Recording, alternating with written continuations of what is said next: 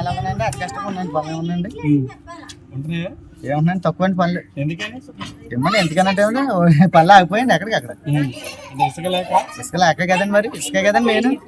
ఇసుక ఒకటండి సిమెంట్ రేట్లు పెంచేసాడండి. ఇది పక్క వాళ్ళ కూడా వెళ్ళి ఏం కట్టుకుంటాడండి. పవన్ కళ్యాణ్కి వేద్దాం సార్. సార్ చూద్దామనండి ఆయన్ని. పరిపాలన ఏముందండి, ఇంకోండి ఒకటి పెట్టి ఒకటి ఆఫ్ చేసేస్తున్నారు కదండి. ఇసుక ఆఫ్ చేస్తే మాకు పనులు ఉండవండి. సిమెంట్ పేరు అయిపోతే పక్క వాళ్ళ పనులు చేయించుకోండి. మాకు పనులు ఏం జరుగుతాయండి, పనులు ఉండవు కదా సార్. పవన్ కళ్యాణ్ గారు చంద్రబాబు నాయుడు గారితో కలిసి వస్తున్నారు కదా, ఆయనతో కలిసి వస్తే మంచిదా, సింగిల్ గా వస్తే మంచిదా? కలిపి వచ్చినా ఒకటే, సింగిల్ గా వచ్చినా ఒకటే అవుతుంది కదా సార్. ఏదన్నా ఒకటే అండి, మాకు మాత్రం పనులు కలిగించాలండి. అన్ని డబుల్ ఆ అద్దెలు పెరిగిపోయిన అన్ని పెంచేసారండి. ఇంకేముందండి,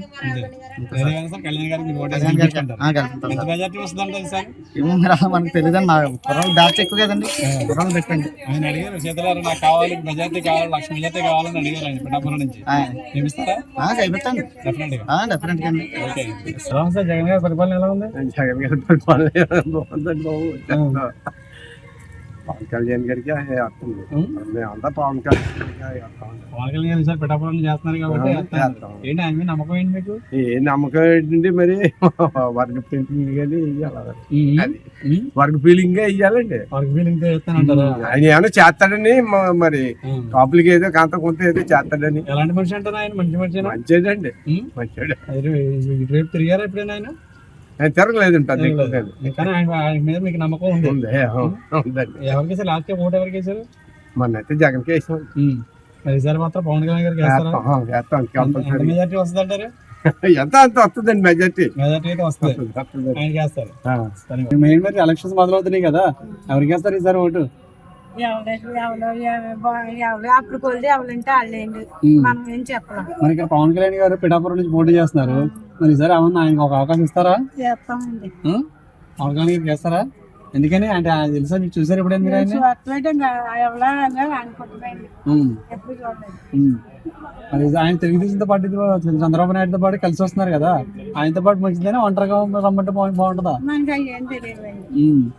ఏదైనా ఆయనకైతే ఓటేస్తారు ఈసారి. చదువుకోలేదు. ఇది ఎంతమంది జగన్ గారి పరిపాలన ఎలా ఉంది మీకు? మనకేమీ లేదండి. మీకు పథకాలు ఏమైనా అందినాయా మీకు? పెన్షన్ వచ్చిందా? ప్రతి నెల వస్తుందా? ఓకే, ఈసారి మరి ఎవరికి వేస్తారా? ఇంకా ఏమనుకోలేదు, మనం అలా అనుకోవద్దు కదండి. అది మనం ఇది లేదు అది లేదు, మన సొంత ఇల్లు లేదు. కొత్త పార్టీ పవన్ కళ్యాణ్ గారు కదా, మరి ఆయనకు ఒక అవకాశం ఇస్తారా? పనులు ఉంటున్నాయా మీకు? ఎందుకనండి? జగన్ గారు ఎక్కడి ఆయన ఒకటే కదా బాగా పనులు ఎలా ఉంటుంది మీకు చెప్పండి. అంటే ఇసుక లేకపోవడం వల్ల లేకపోతే వేరే కారణాలు ఏమైనా ఉన్నాయా? ఇసుక రేట్ ఎక్కువైపోయింది కదా, బాగానే తెచ్చుకోలేకపోతున్నారు రైతు వాటలు కొట్టినారు. కానీ మీకు పథకాలు అందుతున్నాయా జగన్ గారు ప్రభుత్వం? పథకాలు అందలేదు అంటే ఏంటి, మీకు పెన్షన్ వచ్చి తీసుకునే వాళ్ళు ఎవరు ఉన్నారా ఇంట్లో? పెన్షన్ గట్రా తీసుకునే వాళ్ళు ఎవరు లేదు. ఎలా అనిపించింది సార్ 5 సంవత్సరాలు ఆయన పరిపాలన ఎలా అనిపించింది మీకు? బాగోలేదండి. అంటే ఏ రకంగా బాగాలేదు అంటారు? మాకు బాగాలేదండి. మీకు బాగా ఈసారి పిఠాపురం నుంచి పవన్ కళ్యాణ్ గారు పోటీ చేస్తున్నారు, అప్పర్ మెజార్టీ మీద.